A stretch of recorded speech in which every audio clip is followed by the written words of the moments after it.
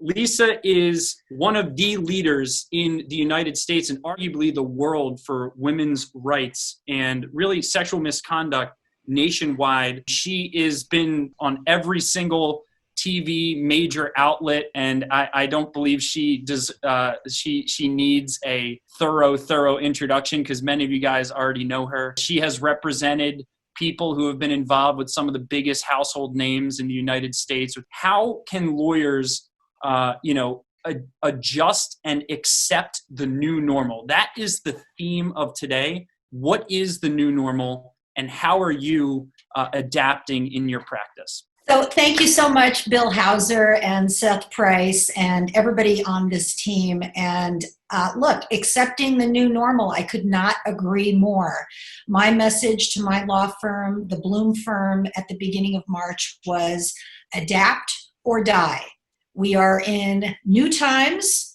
There's no sense in complaining about it or opposing it. It is time to adapt, and that's what we did. So yes, I am Lisa Bloom. I own and I run the Bloom firm, which is one of the country's largest victims' rights law firms. We primarily represent victims of discrimination, harassment, and abuse, especially sexual assault and sexual harassment. We have active cases against Jeffrey Epstein and many other big names. And so we had to adapt immediately, and we did. One of the ways that we adapted was we immediately took on the first case of coronavirus discrimination in the country. We started making a lot of online videos advising people about what their rights are if they stand up for workplace safety, if they stand up for PPP, if they're not ready to go back to work, if their boss is not putting together a safe workplace for them. What are their rights? And we have taken on a large number now of workplace safety and coronavirus cases.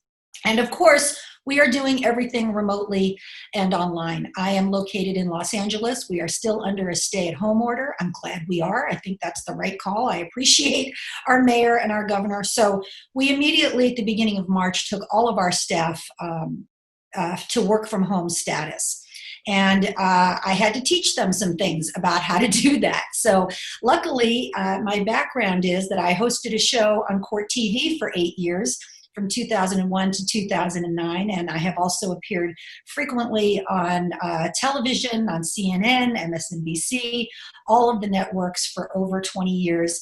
And I started doing a lot of that from my office or from my home over the last couple of years, just because it was too time consuming to schlep all the way over to the TV studio, which could take an hour or more driving. And then I have to sit for hair and makeup and I have to wait. You know, I don't just roll out of bed like this, folks. So it was very time consuming. It could take half a day just to be on television for 5 minutes. And that really wasn't a great use of my time. So I started pressing the networks to take me from home, and they did. And now, you know, we're doing everything that way. So who knew that in 2020, I would be practicing law largely on camera?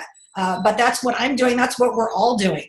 So I'm going to give you a couple of quick tips on how to do this very effectively. And some of them are just style tips. And then I'm going to get to the more substantive one at the end, which I think is even more important than style. So number one, you want to set up a decent video shot, okay? You don't want to be shot from below like you're in a horror movie. That does not look good. You don't want to be shot, you know, really high on. You want to be shot straight on, as I am in this video. If you think about most human communication back when we actually sat in the same room and talked to each other, you are sitting roughly at eye level with the person, okay? So you want your video communication to be approximately the same way. If you are working from a laptop or a device, you want to prop it up on some books so that the camera is straight on. Books are those old school things that are made out of paper that our grandparents used to use. You might find some around the house in your garage or somewhere. You want a non-distracting backdrop. A lot of people use books. You don't want a blank wall, but you want something that's not distracting, that has a little bit of depth. You want reasonable lighting, And you want your real name on the Zoom, so that one of the great things about Zoom, in my opinion, is that you can see everybody's name, right? I mean, if I had my way, everybody would have their name tattooed on their forehead, because I'm not great at remembering names when I'm in a conference or at a large group. But you want your real name. You don't want it to be, Cat Lady 23876. Then people just don't know who you are. So those are just some style tips. And I think everybody's already gotten a lot better on setting up the nice professional looking Zoom shot. My second tip is that you really want to practice video speaker etiquette. And that's a little bit different than the way that we talk in real life. One of my big things on video is about people talking over each other, right? And it's not so much that we're trying to, it's that we're trying to have a conversation and we're really not clear when we're supposed to jump in. And it's, okay, no, you go ahead. No, you go ahead. Wait, what? Okay, you want to try to avoid that. And the way that you avoid that is by stopping and starting very clearly. Sometimes lawyers were afraid to stop talking for some reason. We're afraid of the silence. We're afraid of what might happen when somebody else talks. So you want to signpost what you're going to do so that people know not to jump in when you're talking, and then when you're done so that they can jump in. For example, I'm going to make 2 quick points on this, and then I'll open it up to questions. Okay, everybody knows what's going to happen now, and this will go much more smoothly. Or if you're talking to your team, I'm going to explain our new policy, and then we're going to need to move on to other important business. So if you have questions, please contact me separately after the meeting. Okay, again, that communicates very clearly what your expectations are, so you don't have a lot of jumble. And when other people are talking, and I think most of us are learning this now, you should mute yourself so that we don't have a lot of background noise. I've been on calls where, you hear the news in the background, you hear all kinds of noise. So you want to mute yourself when you're not talking. But you can still express yourself non-verbally, which I do a lot of thumbs up.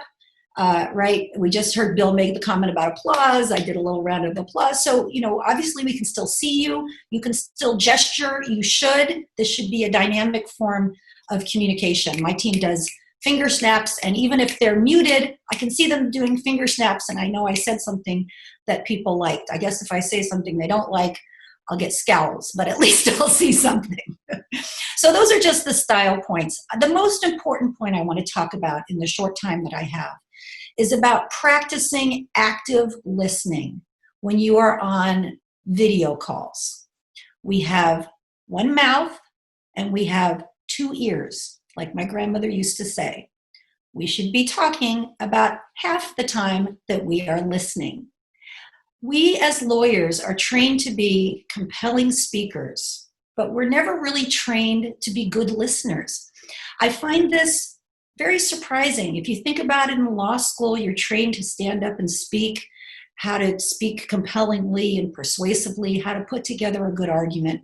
But nobody ever teaches us how to hear our own clients, opposing counsel, a judge, a jury when we're selecting a jury. And active listening, I think, is really the key to our practice. And of course, it can and still should be done when we're doing everything by video.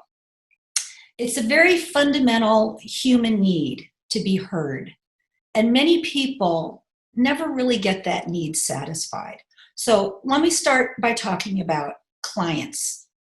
I'm doing every day, probably several a day, video calls with clients.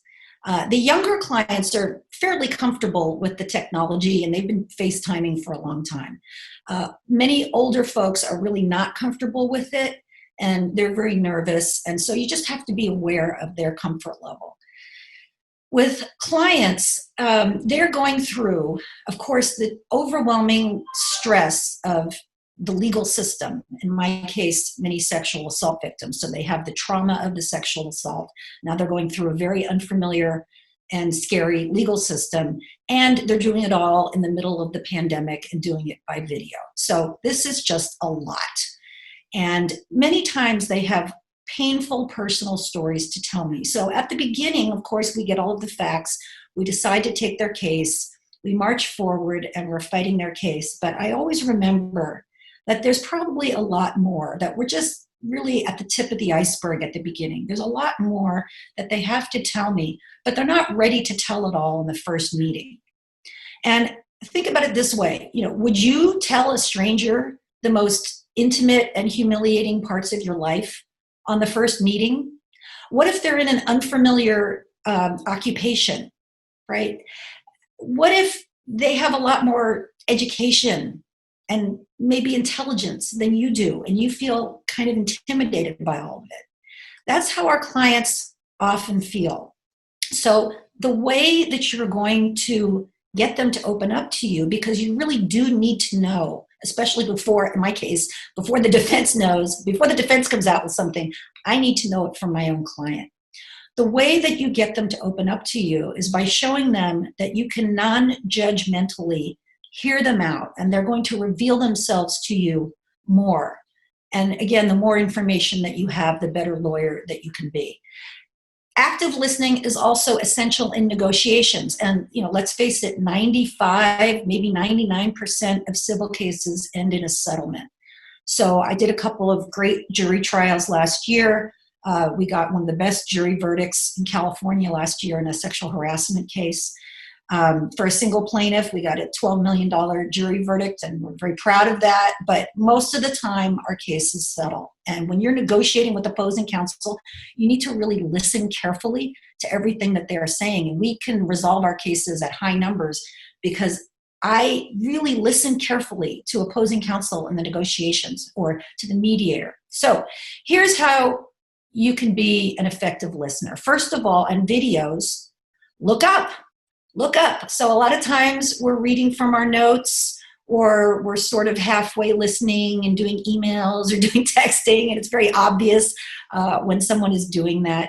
But you want to look at the faces of the people who are on the call, and you want to really respond. I'll say to my client, you look like you're confused. You look like you're concerned. Can you tell me what's going on? What are your thoughts? That's important, because 90% of communication is nonverbal. And then practice what is called nonviolent communication. I recommend to you all a book called Nonviolent Communication that really changed my life, both personally and professionally, when I learned how to have difficult conversations with people. It's a little dated, but it's still a terrific book, Nonviolent Communication. So what you're going to do is ask somebody what their issue is. Let's say a client comes to you and they have a concern about the representation.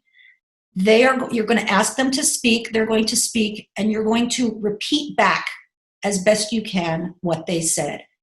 I always begin with this phrase: what I hear you saying is. People love to hear their own words repeated back to them, because then they feel that they have been heard. It is not enough to simply say, yeah, I got it, which a lot of lawyers do. And I'm sure I still do it sometimes too. Yeah, okay, yeah, I hear you, right? And then you move on to your point. No, that's not sufficient. You want to say, what I hear you saying is that you're concerned about X, Y, Z. Okay, you don't have to agree, but you do have to hear them. Ask them, did I get that right? They may say, yeah. Or they may say, well, no, you didn't, because you really didn't hear my other point. Okay, so please tell me that. They'll tell you their point.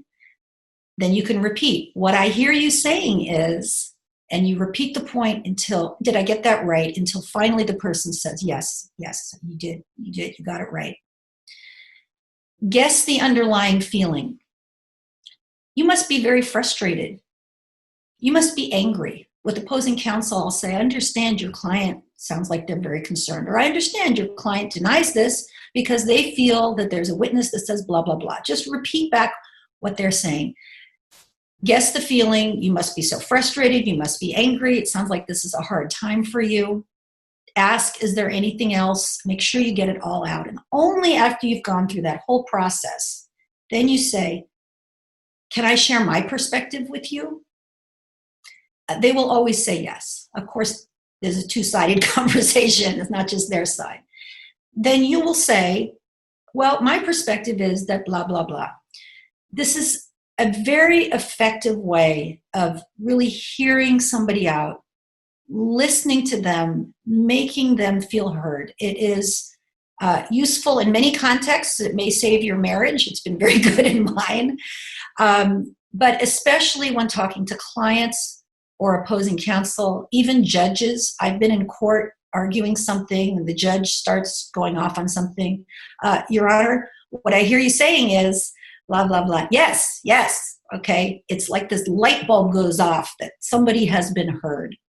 So I hope we have time for some questions.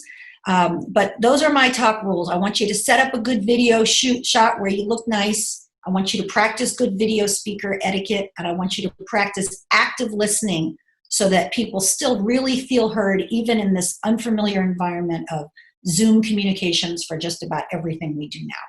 Thanks, y'all. Adapt or die, and stay safe.